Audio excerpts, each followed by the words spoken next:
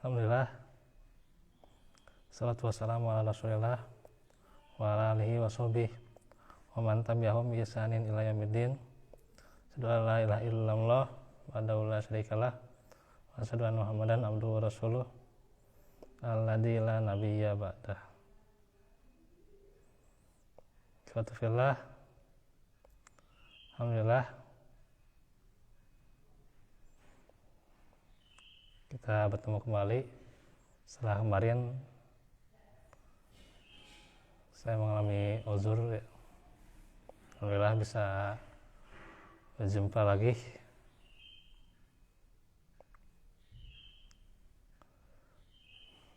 dari Selasa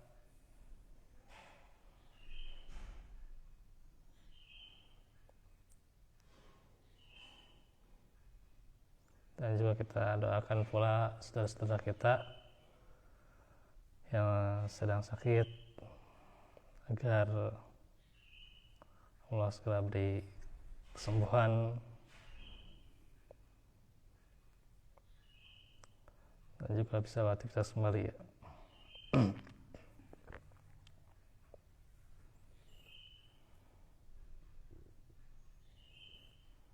Baik, waktu yang singkat ini tema yang cukup bagus, akibat beramal tanpa tuntunan ya. Amalan yang tidak ada dalilnya hanya membuat amalan itu tertolak dan sia-sia. Karena itu sebelum melakukan sebuah amalan ibadah, maka kita harus tahu apa yang menjadi syarat diterimanya sebuah amalan. Yang pertama yaitu ikhlas hanya kepada Allah. Ini merupakan perkara tauhid yang tentu saja menjadi kunci ya diterimanya amal, kunci utama ya. Allah Ta'ala firman, "Faman kana yarju liqa'a rabbih falyamal amalan sholiha wa la yusyrik bi ibadati rabbih ahada." Barang siapa yang mengharap perjumpaan dengan Rabb-nya, maka hendaklah ia mengerjakan amal yang sholih dan janganlah ia bersekutukan seorang pun dalam beribadah kepada Rabb-nya. Surah Al-Kahfi ayat 10. Nah, dalam ayat ini menjelaskan bagaimana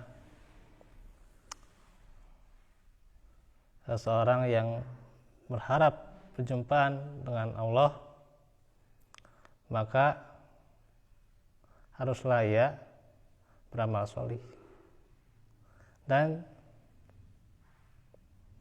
jangan ia mempersekutukan Allah.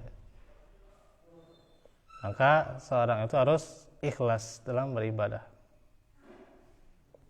Nah, yang kedua, ittiba, mengikuti contoh Rasulullah.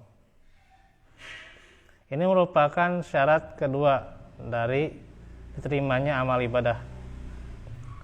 Dan hal ini paling banyak diingkari oleh sebagian orang. Banyak di antara mereka pasti menyatakan ikhlas. Saya ikhlas, saya ibadah, saya niatnya berbuat kebaikan, saya niatnya begini dan begitu ya. Tapi dalam amalan yang tidak ada contohnya, gitu ya. Dalam amalan yang tidak ada dalilnya.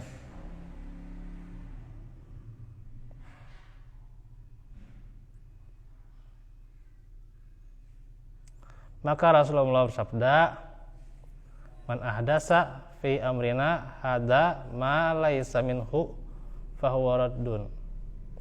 Barang siapa yang membuat suatu perkara baru dalam agama kami ini yang tidak ada asalnya, maka perkara tersebut ditolak.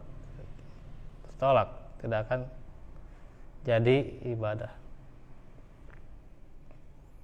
maka hendaklah kita berusaha melakukan ibadah dengan benar.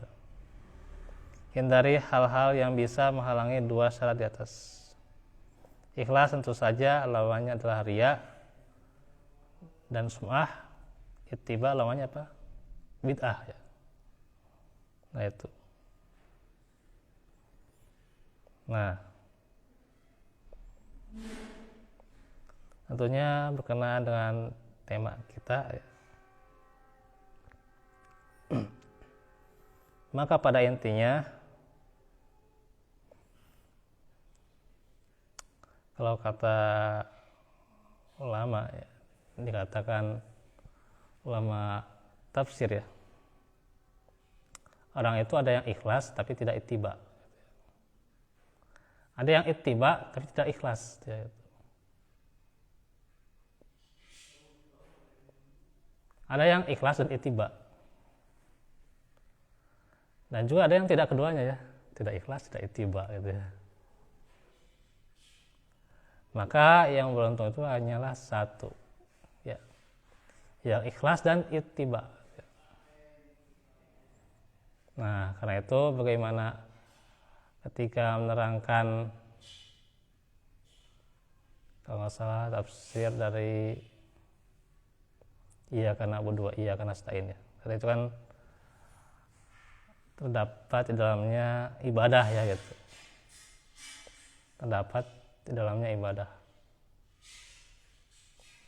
Nah, dalam menerangkan tafsir dari ayat 5 ya, surah Al-Fatihah, di antaranya disebutkan 4 itu ya gitu. Nah, makanya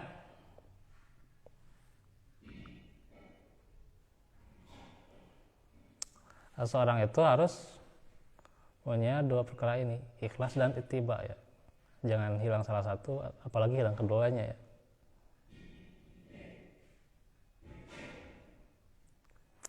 Karena itu kita harusnya berkaca ketika kita beramal dalam perkara agama ya. Kalau perkara dunia ya kan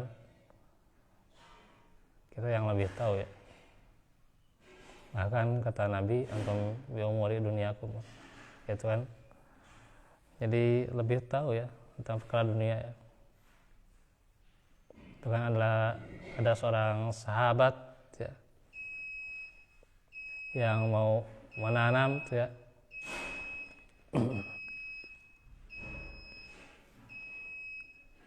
dia itu ditegur oleh yang lain ya. Tapi kata Nabi, jangan ya. Dia yang lebih tahu perkara itu ya. Karena itu perkara dunia ya. Tapi kalau sudah perkara agama ya, perkara ibadah yang merupakan perkara yang disyariatkan, jangan sampai kita menambah-nambah. Atau jangan sampai kita bikin ibadah baru ya. Nah, ini kan zaman di bulan ini ya, masih bulan Rabiul Awal ya. Ini kan katanya momennya kelahiran Nabi ya. Tapi kebanyakan cuma merayakan kelahirannya doang gitu. Padahal bukan itu intinya. Intinya sampai mana kita mengikuti sunnahnya, itu intinya ya. Jadi harusnya kita intinya adalah bagaimana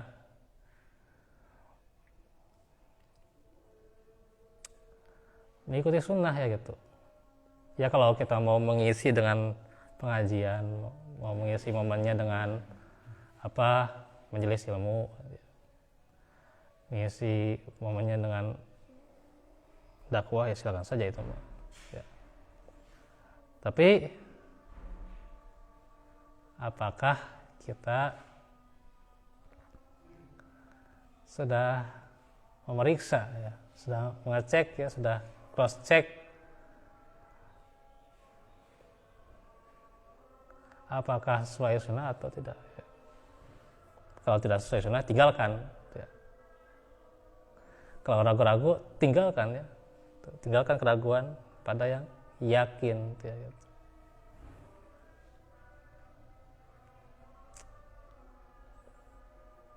Karena itu, apalagi kalau sudah menambah-nambah, nah kita tahu ini menambah-nambah, jangan beralasan. Beralasan saya melakukan kebaikan, ibadah, zikir, surah ibadah. Ya, Nabi kita siapa? Gitu ya. Dan seperti yang namanya pekerjaan pada ada istrinya, ada SOP, ada syarat-syaratnya gitu.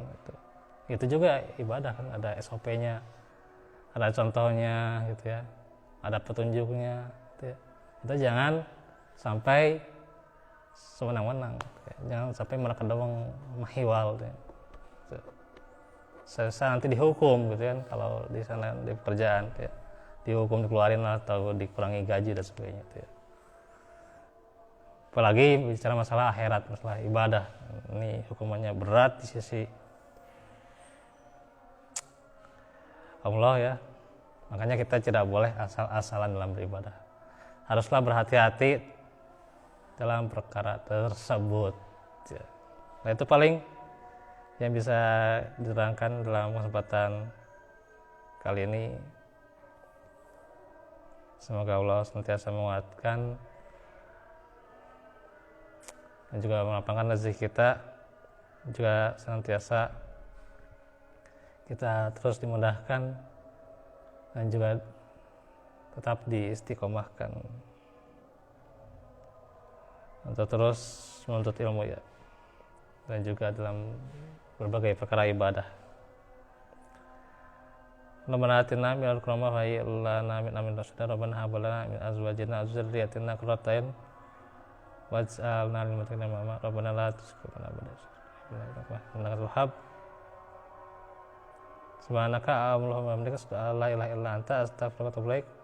Alhamdulillahirabbil alamin. Assalamualaikum warahmatullahi wabarakatuh.